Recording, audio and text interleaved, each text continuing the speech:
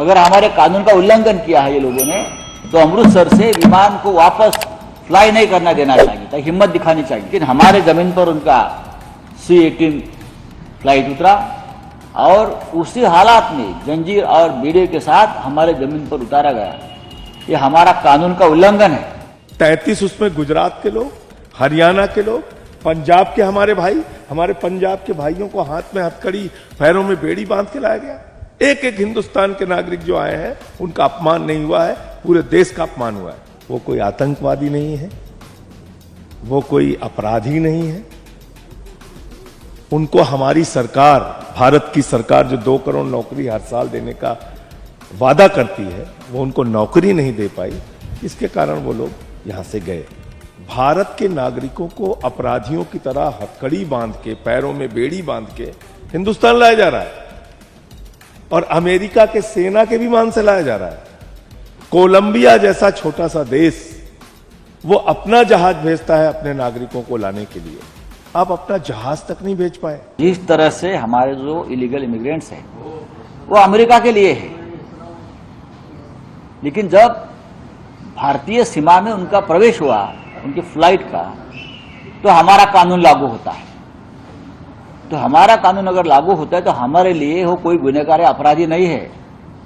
तो जब भारत की सीमा में प्रवेश हो गया तो उनके पैरों में और हाथ में जो जंजीर और बेड़ियां बांधी थी वो छोड़नी चाहिए थी, लेकिन हमारे जमीन पर उनका C-18 फ्लाइट उतरा और उसी हालात में जंजीर और बेड़े के साथ हमारे जमीन पर उतारा गया। ये हमारा कानून का उल्लंघन है। क्या कर रहे जयशंकर जी, क्या कर रहे हैं मोदी जी, क्या करते हैं अमित शाह जी? अमेरिका का विमान फिर उड़ने नहीं देना चाहिए था। अगर हमारे कानून का उल्लंघन किया है ये लोगों ने, तो अमृतसर से विमान को वापस फ्लाई नहीं करना देना चाहिए था, हिम्मत दिखानी चाहिए थी। पहली बात तो उनको अवैध भारतीय कहना ही अपने आप में गलत है। वो रोजगार की मार की वजह से भारत की धरती छोड़ के रोजगार की तलाश में विदेशी धरती पर गए। वो कोई आतंकवादी नहीं है, वो कोई अपराधी नहीं है।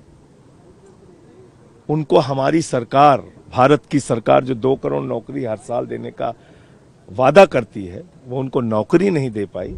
इसके कारण वो लोग यहां से गए। दूसरी बात जो सबसे बड़ी है कि दुनिया का सबसे शक्तिशाली देश होने का दावा करने वाली ये हमारी मोदी जी की सरकार, दुनिया का ट्रंप के साथ सबसे गहरा रिश्ता होने का दावा करने वाले मोदी जी, भारत के नागरिकों को अपराधियों की तरह हथकड़ी बांध के, पैरों में बेड़ी बांध के हिंदुस्तान लाया जा रहा है और अमेरिका के सेना के विमान से लाया जा रहा है। कोलंबिया जैसा छोटा सा देश वो अपना जहाज भेजता है अपने नागरिकों को लाने के लिए, आप अपना जहाज तक नहीं भेज पाए। मैंने सदन में पूछा कि भारत की धरती पे आने के बाद भी उनके साथ अपराधियों जैसा व्यवहार किया गया। हरियाणा के कैदी वैन में उनको लेके जाया गया। 33 उसमें गुजरात के लोग, हरियाणा के लोग, पंजाब के हमारे भाई, हमारे पंजाब के भाइयों को हाथ में हथकड़ी, पैरों में बेड़ी बांध के लाया गया। एक एक हिंदुस्तान के नागरिक जो आए हैं उनका अपमान नहीं हुआ है, पूरे देश का अपमान हुआ है, पूरे दुनिया में भारत का अपमान हुआ है।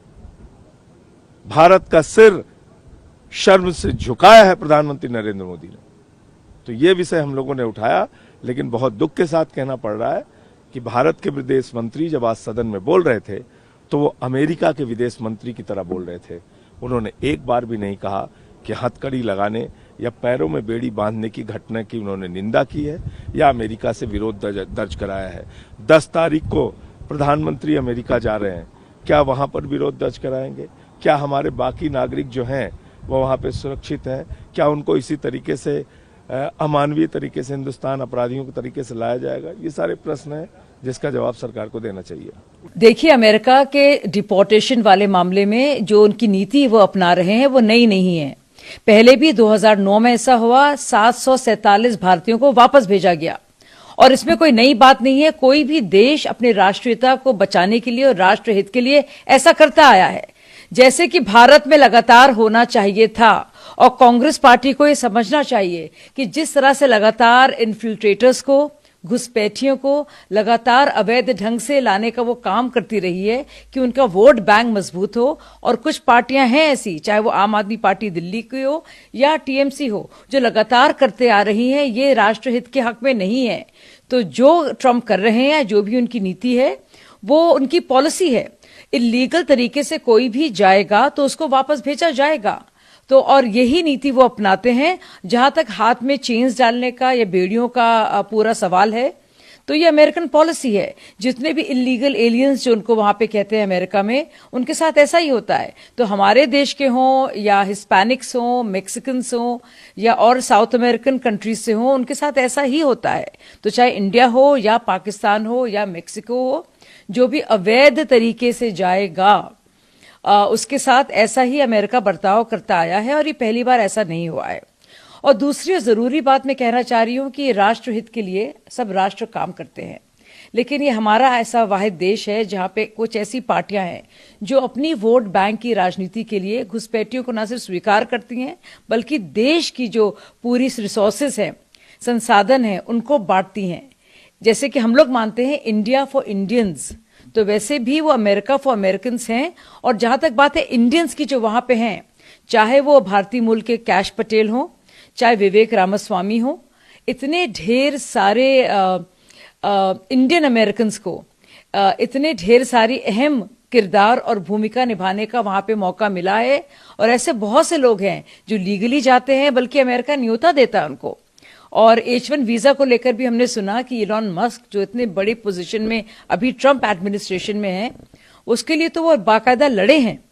तो ये बात को जानबूझ के भारत और मोदी जी के खिलाफ बोलना मुझे लगता है पूरी तरह से इररिस्पॉन्सिबल है। और शशि थरूर भी जानते हैं कि अमेरिका की पॉलिसी क्या रही है।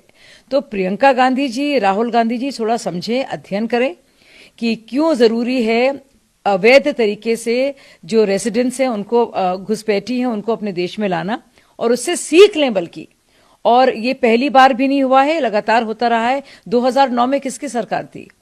प्रियंका गांधी जवाब आपको दे देंगी। शशि थरूर जी से पूछिए कि अमेरिकन पॉलिसी इलीगल एलियंस को लेकर या इन्फिल्ट्रेटर्स को लेकर क्या है। वो उनको चेन्स में बांधते हैं, ये उनकी पॉलिसी है। तो उसमें कुछ अमानवीय नहीं है, ये अमेरिका की स्टेटेड पॉलिसी है।